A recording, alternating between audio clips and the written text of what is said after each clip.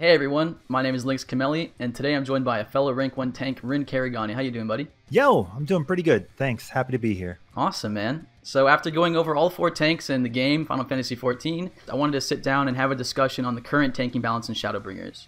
Before getting too deep into it, let me just ask you, do you think the tanks are balanced currently?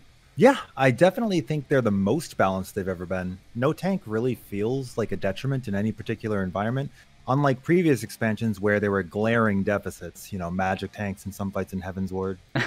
Sheltron sucked. Oh, I miss that, dude. I miss Heaven's Word and seeing Paladins get thrown to the wayside.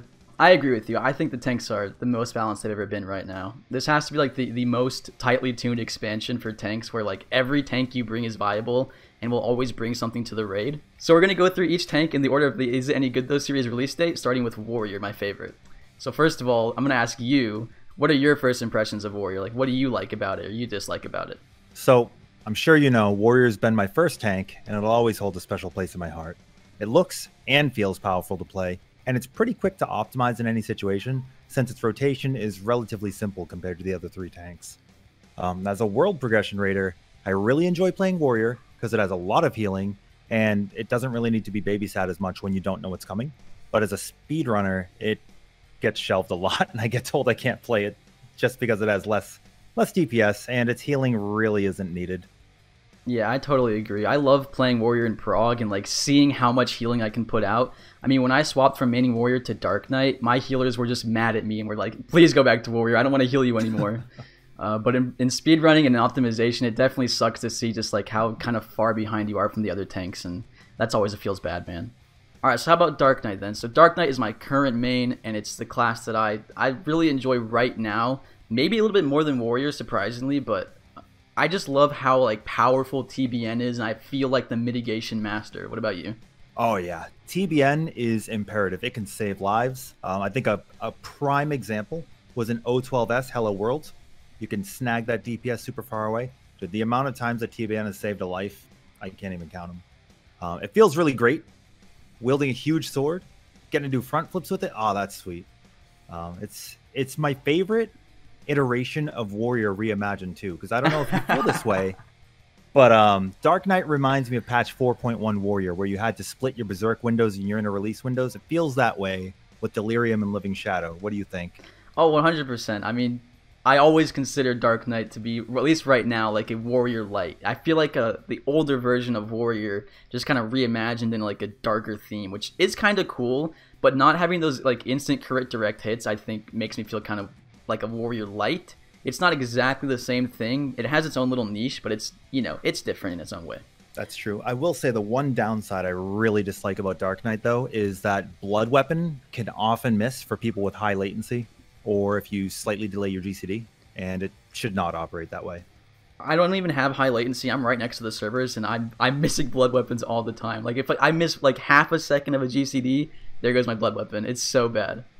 Get on this, Square Enix. So would you agree that TBN needs to be nerfed? I don't think it needs to be nerfed, but I think it needs a little bit of tuning, because in progression, it's absolutely fantastic, but you have to guess where it's coming out. And in speedruns, most of the time, you're not taking enough damage this expansion for it to proc. That's probably the worst part about Dark Knight, is when you pop that TBN, you're just hoping it procs. Please, auto attacks hit hard enough, and then it doesn't. That's always like the worst feeling for playing Dark Knight. Yep, I literally know speedrunners that when they do bring Dark Knight in, they will purposely take a gear off before the pull, so that TBN has a weaker gauge, and then they'll put it on right before. That's hilarious. So would you say it's better or worse than Warrior? What do you think? Ooh. If we're talking in terms of prog, I feel they're interchangeable depending on the other tank you have. Take, for example, if you have a Warrior, they offer a lot of healing. So you could bring a Paladin that has no basic healing on its 1, 2, 3, or you could bring a Gunbreaker who has an objectively weaker Heart of Stone, and they make a really good duo. I think Dark Knight just meshes with all three of them. Dark Knight, I definitely feel like can always fit into a group just because it's kind of universal with its mitigation. There's not like anything it's amazing or too terrible at. It's just really good at mitigating damage all the time. Yes. I will also say that Dark Knight also has one huge weakness, but this is more for people who like to revisit content, and that is that there was a severe oversight in making Dark Missionary over level 70. So when you go into UCOB and Uwu, it is the only tank who cannot provide AoE mitigation. That's dumb. Hopefully that gets fixed in the future. I didn't even think about that. Let's move on to Gunbreaker. Gunbreaker is, I would think, your favorite class. I mean, I remember at the beginning of the expansion, you were super hyped for Gunbreaker, and I loved watching that stream of you just always being into it and leveling, and just it was so exciting to watch you play Gunbreaker. So, what are your thoughts on it after a bit? Oh man, anything I say is going to be biased. Gunbreaker's my baby. When we found out we were getting it at FanFest, I vowed right then and there that if it sucked or if it was amazing, it didn't matter. I was going to play it in some way, shape, or form. That's dedication. I was blessed. I was blessed with its high damage potential, which is really good because I believe the Media Tour, they were actually extremely weak, and a lot of the tanks there gave feedback and they changed it. So that's really good. I think that Gunbreaker definitely feels really difficult to play, and I'm gonna cycle back to Warrior for one moment. Warrior is fantastic for a new tank, right? They get to focus on how to position the boss and how to map their cooldowns out, make it really nice for the rest of your party. Gunbreaker has to work really hard for the same results. You have to manipulate your cooldowns. Maybe you need to put a burst strike here just to get the movement so you're not weaving while you're positioning, let's take remove, for example. Gunbreaker has to work really, really hard at it, but I think a benefit to that is while you're learning a fight, you will remember if a tank buster came out during your burst, and the next time your burst is coming up, you can get ready for it in advance. I think that's a really strong option to Gunbreakers, where you'll see new players will complain that things line up in certain situations, whereas seasoned Gunbreakers will know that that's their cue to get going. That is actually super true. And as someone who's kind of Papega at Gunbreaker, doesn't play it very often, I mean, my biggest complaint is that when I'm in my Gnashing Fang combo, I can't move the boss at all. And that kind of that ties into the idea of like Gunbreaker being a little bit more difficult cooldown wise will make you remember the fight more, because when I'm playing Warrior, when I'm playing Dark Knight, I feel like I have my cooldowns up all the time, and I don't even remember when the tank busters are. I just see the cast and I press the buttons. With Gunbreaker, I could definitely see how you'd want to memorize the fight rotation and the timelines and like prepare your cooldowns, and that can definitely make you a better player just by the fact that it might be a little bit more difficult. Where do you think it falls in between the other three? I would say Gunbreaker in speed, probably at the very highest tier. I mean, I've never seen Gunbreaker out of speed, but for progression, I think it's pretty interchangeable. Would you agree? 100% in speed running, Gunbreaker is top damage. In fact, the #1 UCOB time right now is double Gunbreaker, just because they do so much damage. As far as progression goes, I really feel that it's interchangeable. And if I might give my opinion on the Edensverse tier, is that okay? Yeah, sure. All right, so this tier, I got the privilege of co-tanking with Sakima Arturian. We were both Gunbreaker mains. So to rectify this situation on who would have to flex, we both decided to get really good at all 4 tanks before the tier came out. And we progged each tier on a different, each fight on a different tank based on what the fight might need. Ramu had a lot of like AoEs going out, and I didn't consider the bird because we didn't know, but I knew that multiple hitting AoEs meant that 2 forms of mitigation were required. So Passage of Arms and Divine Veil had a benefit over the other 3 tanks. So I brought Paladin to that fight. When we got to E6S, I thought at first Garuda and Ifrit would be targetable at the same time. So my natural instinct is, how can I better heal both tanks? Bring Warrior. And Warrior felt really good there. Even though we only had 1 fight per, it's not so bad. They felt amazing. We got to Idol of Darkness. Now I'm like, okay, that screams magic fight. I have to play Dark Knight. So I switched to Dark Knight, and it worked out wonderfully. It does a lot of damage. The burst window's lined up. When you're in speed kills, it's a totally different story with 90 seconds classes. But it felt really good. Then we get to Shiva. Now this is where I feel the cooldown management is really important, because as a World Prog Raider, you're never going to have nothing up, right? A tank is going to definitely optimize as soon as they can. So I don't feel Gunbreaker's weaknesses shine as much in a fight. And we got fortunate enough that the tank busters are so infrequent on Shiva that you could run things like Camo, Rampart, Nebula just freely. And Camo gets a little bit extra use when it does proc on an auto, since you get the parry. So for this reason, I brought Gunbreaker because the final fight is the tightest DPS check. So for that reason, we brought the 2 strongest tanks. In that case was Dark Knight and Gunbreaker for us, because our Paladin levels were the weakest of our 4 tanks each. So I think Gunbreaker shines when you have a tight DPS check, and Warrior shines when you have no idea what's coming, and Paladin and Dark Knight just fit the mold on all 4. I 100% agree with everything you just said. I think Gunbreaker is like such a great pick when you know that you'll need that huge damage output and to push that enrage. And then the other tanks such as Dark Knight and Warrior, they're kind of like, if you have the damage available to spare, you'll probably bring them just because it's a little bit more comfy for healers, and you know, healing your tanks and big TBNs, they just kind of like reduce the stress on the healers. But when you need that big damage, you bring the Gunbreaker in, and he just slays everything. Okay, so lastly, let's move on to Paladin, and this notoriously has been my least favorite tank to play just because I'm such like a dumb idiot. I like the big axes and cleaving things. But I know that you've played Paladin a lot, especially when we played together in like Ubu and whatnot. You would always pick Paladin. I thought that was really cool. So let's start with you, since I think you'd probably enjoy Paladin more. What's your opinion on Paladin currently? Oh man, I am a glutton for torture. I think that Paladin has an extremely low skill floor, but I feel like it has one of the highest skill ceilings out of literally any job in the game. I agree. Due to the amount of adjustments you have to make per fight. And I'm sure you've seen, you know, we had all kinds of crazy rotations come out last year. People manipulating things, using your physical rotation within your Requiescat magic window, and you only put the Confidier at the end. It's crazy the amount of things you can do. When it comes to progression, it can feel really detrimental at times if you are the main tank, because you don't have that form of auto healing with your basic rotation. I know that when we did T progression, we started out as Dark Knight and Paladin, and I thought it would be amazing. But it turns out there are many situations where you would want to both Intervention and Sheltron and couldn't. If you do have a double tank fight where you can get both of those away, Paladin is so good. If you have multiple hitting AoEs, Paladin is so good.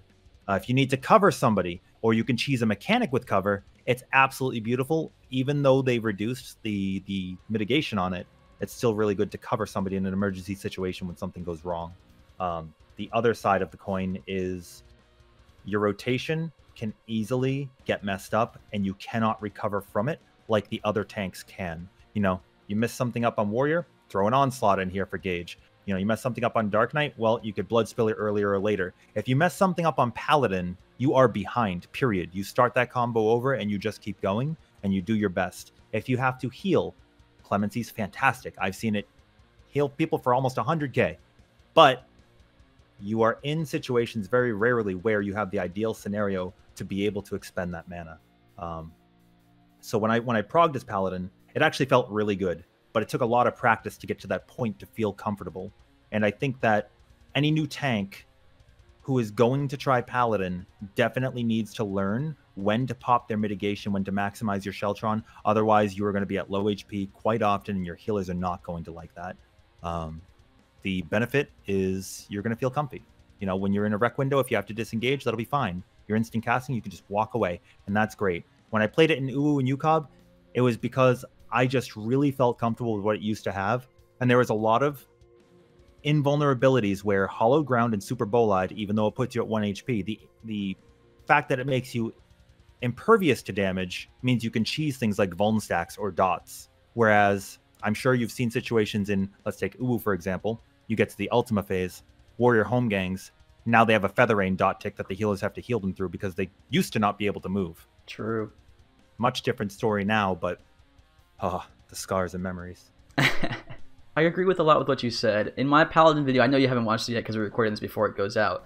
I touched a lot on both of the ideas that it's not so much like you would want to put Paladin in a main tank scenario, but that if it's in the off tank or you don't need like full tanking uptime, it becomes extremely powerful.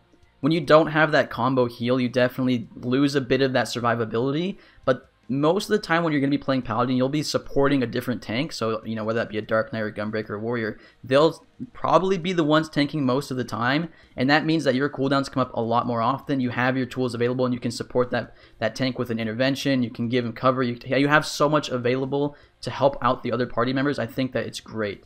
Definitely in T, and when you have high tanking uptime as a Paladin, it can feel a bit weak. But assuming that you're supporting another tank primarily, Paladin is like, it's insane. The biggest complaint I have is the same one as yours, where as soon as you make like one little mistake in your rotation or you have a little bit of downtime that throws you off, it can become like an actual jigsaw puzzle to put your rotation back together, and you really get like punished for not playing perfectly. The other tanks, they have a bit more leeway. I think Gunbreaker is kind of there as well with a little bit of punishment to it. But Dark Knight and Warrior, which I play most of the time, I mean, your rotation literally doesn't affect your cooldowns at all. Like, if I use my Delirium on any part of my combo, it goes off. If I use my Living Shadow, it goes off. The only thing that really matters is having the gauge available. So Paladin, I think, can be very punishing at the highest end when you're trying to optimize.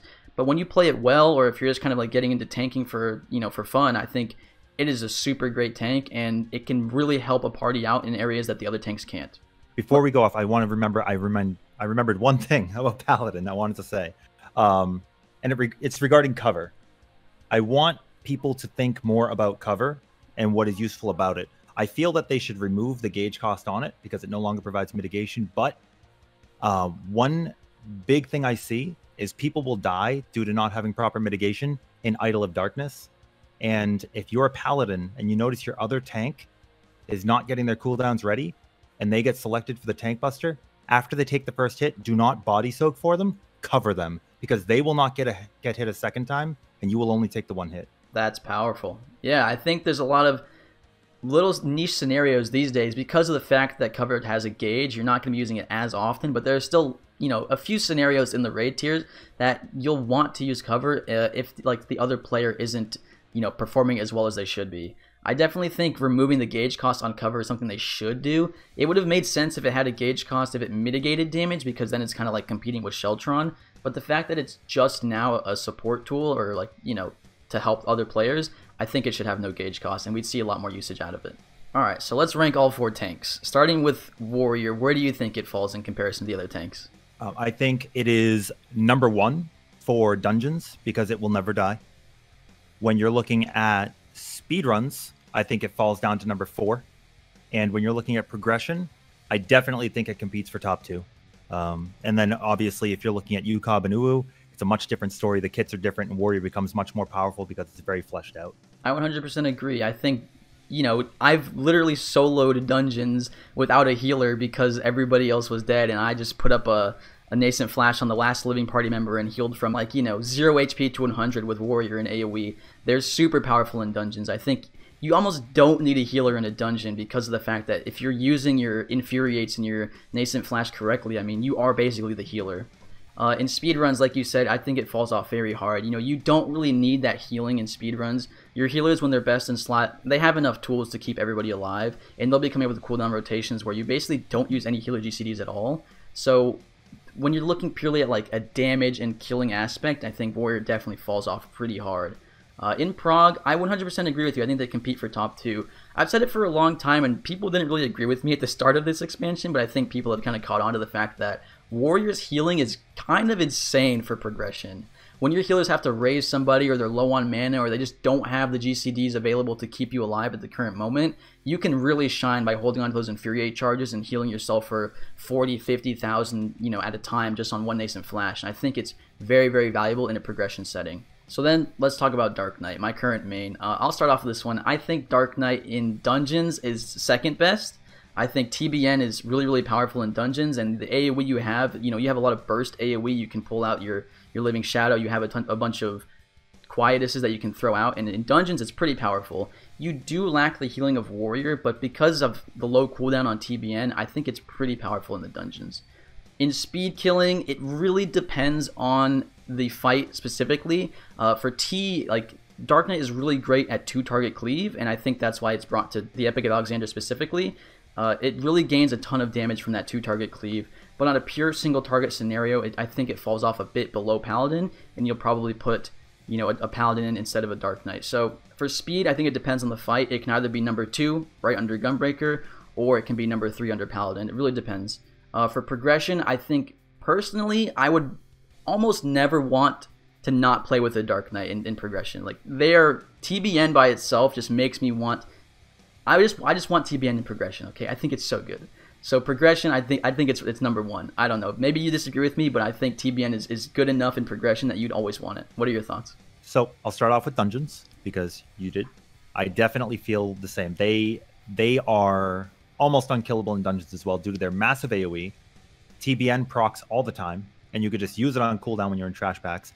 The only thing I would suggest is if you are playing, and this will apply for Gunbreaker as well, if you are planning to use your invuln on a trash pack, you need to notify your healer first for Living Dead more than anything, because you will drop if they're not prepared, especially if they're not a white mage.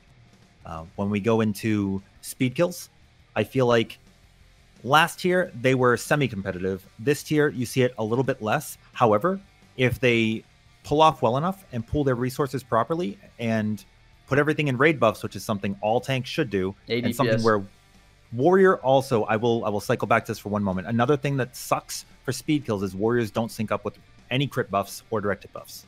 So don't bring Warrior if you have buffs. Dark Knight does really good. ADPS, fantastic. And in Shiva, Dark Knight actually competes for a speed kill setting. So you get the double delirium, or I'm sorry, triple delirium window before Shiva. You get that whole thing out. They're in a really good position to push out a lot of damage for that kill. When you get to progression, I definitely think TBN is literally unmatched for a cooldown. But as far as if it competes for #1 spot, I feel like that is also largely in part due to the type of damage you're receiving. If you're in a fight, we don't get many of them, but if you're in a fight with no magical damage, Dark Knight becomes a little bit squishier without Dark Mind being an option. One particular thing I remember is watching somebody tank the Titan phase of Uwu, and they main tanked the whole thing as Dark Knight and didn't tank swap at all, and they ran so dry and dropped because they just didn't have the cooldowns like Warrior would have. So I definitely think that if you're in a magic fight, Dark Knight #1 period, that's it. Take them. There's no option about it. If you are not bringing a Dark Knight, I think more often than not, players have a Paladin in the team, so it probably competes with the other 3 tanks, and then it cycles right back to, do you need the healing from Warrior, or do you need TBN because you noticed when you were running the normal modes on day 1 that there was some single target damage going out, and you might need to save a life? Or do you bring Gunbreaker because you need the damage? I really think those are up in the air based on need, because as much as TBN is powerful, there are some fights that still don't really need it. I think Leviathan was a pretty good example of when TBN just, you didn't really see it. True. Okay, on to your baby, which I might trigger you a bit here. Let's talk about Gunbreaker. So Gunbreaker in dungeons unquestionably does pretty crazy AoE damage. I think Gunbreaker's AoE combo it's insane. Like, their potencies are so high. You can kind of get away with the lower defense of a Gunbreaker, with Heart of Stone being 15, by the fact that you're just killing things so quickly in dungeons. I mean, if you're playing with a decent AoE comp that can use their AoE skills effectively, you're deleting monsters before they even have a chance to really hit you, especially if you have a white mage stunning them. I mean, those monsters are going to be at like 40 to 30% HP before they're even out of the stun lock. So in dungeons, they're very, very powerful, but not specifically because of their mitigation, but because they can just kill things before it kills you. Moving on to speed, definitely 100%. They're the best. I mean, their damage output, whether it be AoE, whether it be single target, is insane. Gunbreakers, no matter what fight you're really doing for speed kills, you want them in just because they're going to blast so much damage, and that pushes the boss to die way quicker. In a progression setting, here we go. I think Gunbreaker's probably the weakest. I mean, their single target mitigation for themselves, I think, especially if you're not main tanking, can kind of feel a bit weak. Camouflage is okay, but I don't know if it's amazing. It kind of relies on if you're going to be, mitigating auto attacks more than tank busters. Whenever I play a Gunbreaker, I just feel very squishy. Maybe I'm like a little bit pseudoscience there, but it feels squishy when I'm playing Gunbreaker. So for progression, I don't know. I'd say they're probably 3rd or 4th, but I'd love to hear your thoughts because I know that you love the class. I'm not really that mad.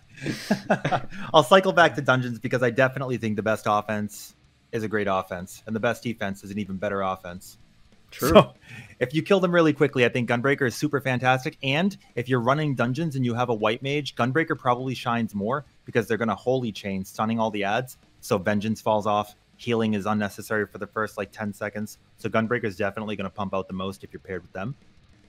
Their Heart of Stone is definitely weaker, but their Camouflage can make it up in physical packs. And when you're in a magical pack, Heart of Light.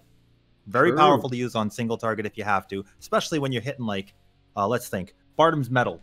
The first trash pack had a lot of ads. I don't think you have Heart of Light available then, but it's just an example. So then we move on to speed kills, #1 damage, and quite frankly, when you're coming down to speed kills, that's what you're going to take. So Gunbreaker has a locked spot, and that's just a blessing and a curse, because then we move on to the healing aspect. And in a speed run, like you said, people have plans, and obviously when you're in a speed run, you're going to use things like Feint, like Addle, Shield Samba, etc. All of the mitigation tools are at your disposal. So the tanks aren't really ever in danger. And if they are, it's probably the fault of the team not planning things accordingly. Although this expansion, planning hasn't really existed out of maybe Living Liquid and Brute Justice Cruise Chaser phase. When you do get into T, I think the Gunbreakers are actually really powerful there as well, because you have a lot of physical busters in the first phase and a lot of autos if you're taking the hand, so mitigating that is great. And if you get into the second phase and you do uptime strats for speed kills, again, you're pushing a lot of damage. So you can get as far as skipping double rocket punch at the end of Brute Justice CC, and that's powerful. When you get into progression, I will agree that Heart of Stone is weak when you're the main tank. When you're the off tank, it does provide the extra 150 potency shield if you use it after Brutal Shell, which at current best in slot equates to a minimum of a 4.2k shield. So unless you're taking 80k damage from a single hit, you're mitigating more than 5% with that, which in and of itself makes it over a 20% for that particular case. Tank busters, other matter, it's probably around 17% because we have so much HP now that they're just hitting so hard. But the fact that you use it after Brutal Shell often goes unnoticed by a lot of Gunbreakers, and they don't think about that application. That's just one side if you're the off tank. Now, if you're the main tank and you are mitigating autos, which you should be, I think, and I actually was answering a question recently with somebody asking me about tank mitigation, you should always plan on any tank to time your mitigation to cover the most value. If you are about to do a forced tank swap, you should never pop your mitigation at the end of the cast to only cover that. You should pop it early so it covers auto attacks as well. This is especially powerful on Vengeance on Warrior. If it's physical damage, you'll get return. It's really powerful if you're a Paladin and you have a Spirits Within coming up because you want to be as healthy as you can because it scales with your health. And if you're on Dark Knight or Gunbreaker, I mean, less damage is better. So you want to definitely time your cooldowns properly. Now, I don't think it competes for the lowest spot in progression if, and this is a big if you're very good at mapping cooldowns quickly. If you are not terribly good at memorizing a fight and mapping your cooldowns, Gunbreaker and Paladin, I feel, are both going to be tied for feeling the worst for your cooldowns because you might not time your Sheltron properly and then you're really low as a Paladin, then your Spirits Within hits for nothing and your healer's got a clutch because you don't have 1, 2, 3. But if you're a Gunbreaker and you time things improperly too, it's the same as not popping anything. And that goes for any tank if you're bad at it. It's just that Warrior and Dark Knight have clutch saves immediately. Thrill of Battle, boosting your HP. And then Equilibrium crit for like 88k. That's awesome. TBN, boom, fantastic. But on Gunbreaker, you don't have those options. Aurora is a strong heal at full value, but very slow and drawn out. If you have something like UCOB, you have your range player baiting Liquid Hells. You could throw a Heart of Stone on them, and in Aurora, they'll start taking zeros, and they'll be healed up after the final hit, so that if they have to come into a stack, they don't die. But we don't really have those situations in Savage right now, so I feel that Gunbreaker is... I'm going to agree with you that it feels squishy if you don't know what you're doing. And I do think it needs to work harder. But if you are able to work hard, I think you'll see a big payoff because it brings so much damage that you might push phases you couldn't do before. Okay, and lastly on to Paladin, and I'll let you start this one because I don't really play Paladin. I've historically not leveled Paladin just because I didn't want to be forced to play it. So I'll let you start this one off. How do you feel about Paladin? Okay, so Paladin does not need any resource building in a dungeon like Warrior, who has to get their Storm's Eye going and might have trouble getting the adds together. The addition of an AoE combo on Paladin and gap closers made it very, very, very proficient, I think, in all aspects now. When you're in a rec window, you're dealing so much damage, and it has crazy burst. And if you go low, you could pop a quick clemency on yourself. You could also do your physical combo into a hollowed ground when you're at low HP, and when you go into your rec, heal yourself up, and your healer can basically ignore you. It's really not that bad. So I think in dungeons, Paladin is still very strong, very powerful. It doesn't have that basic 1, 2, 3, but that's fine because things will still die very fast. And Confiteor as a finisher, boom. Boom. So good. When you get into speed kills, Paladin is also very, very strong. However, its one caveat is the one thing that I think it has that the other 3 tanks don't. And I'm pretty sure that Gunbreaker is going to be its counterpart. Warrior has good burst and drops off hard outside of its burst windows. Dark Knight has several burst windows, so it feels consistent throughout. But if you get that, that 6-minute burst, it feels so strong. Paladin is doing consistent damage the whole time, but it's nothing to write home about. Their big damage lies in Confiteor. If you do a speed run and you have a 0% direct hit crit on those Confiteors, you probably aren't even going to pull an orange number, let alone a top damage required to get a speed, especially this late into the tier. So it can feel really demoralizing when you just see that flat damage number pop up, especially if you don't bring a Scholar. Scholar can be very powerful if you have Chain Stratagem, but that's another beast, because now we talk about which rotation do you use.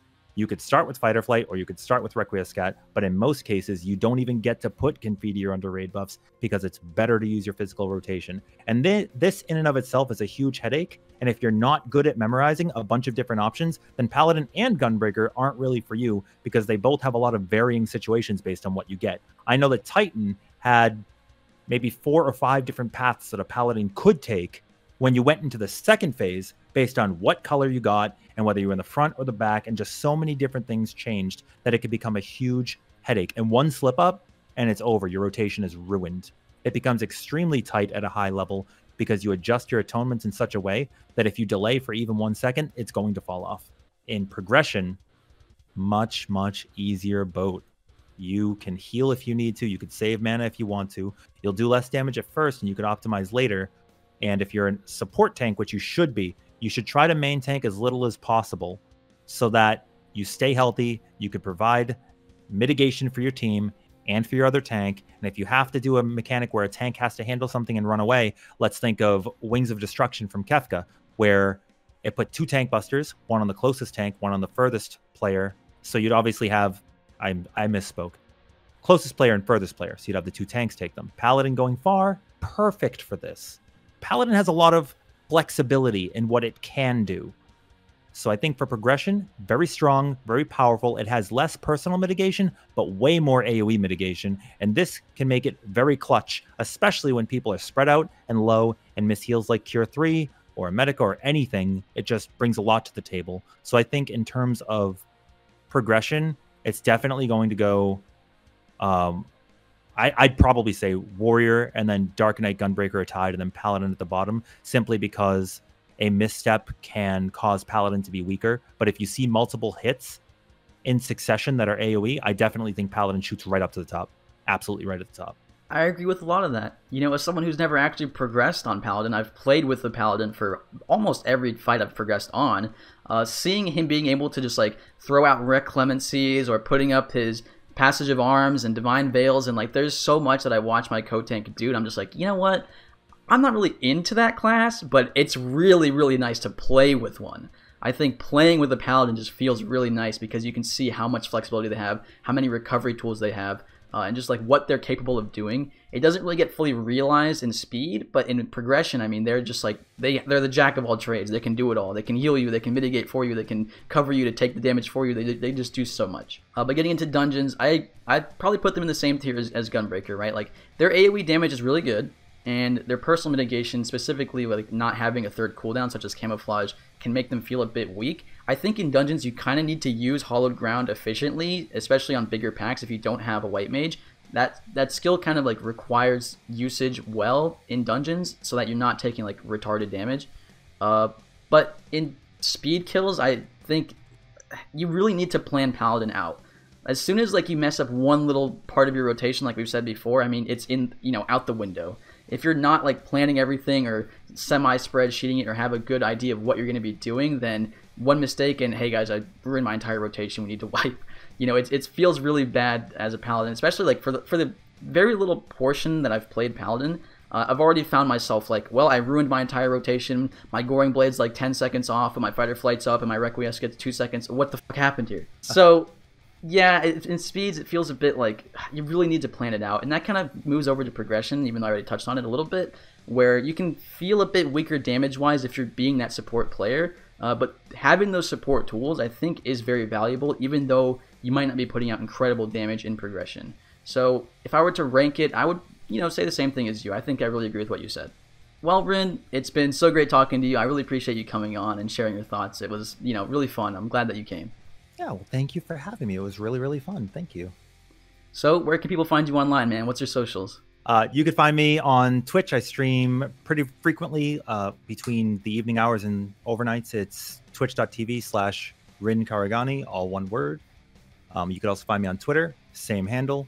And you can find me in Discord In the balance, if you want to find me easily, I am in the Gunbreaker Mentor channel there pretty frequently, trying to answer questions and teach people the ins and outs of basic level play and optimization when people are interested. Awesome, man. So yeah, once again, thanks so much for coming on. Make sure you guys check out Rin Karigani. I mean, I've known this guy for over a year now, and he's such a great guy. Very positive, very smart. This guy knows what he's talking about. So yeah, that about wraps it up. You know, tanking, I think we both agreed, super balanced right now. It's probably the closest balance we've ever seen, and that's pretty cool. Absolutely. And if you can, play a melee. It'll make your tank play much better. True. All right, man. Thank you so much. I'll talk to you another time. Yep. Later. That's all I've got for you today, friends. If you liked this video, leave a like. If you didn't, a dislike. Make sure to subscribe and hit the notification bell to stay up to date with my content. And check out my Patreon if you want to support me further. Follow me on Twitch for live streams, Twitter for tweets, and join my Discord to engage with me directly. All links are down in the description. Thanks so much for watching. Peace!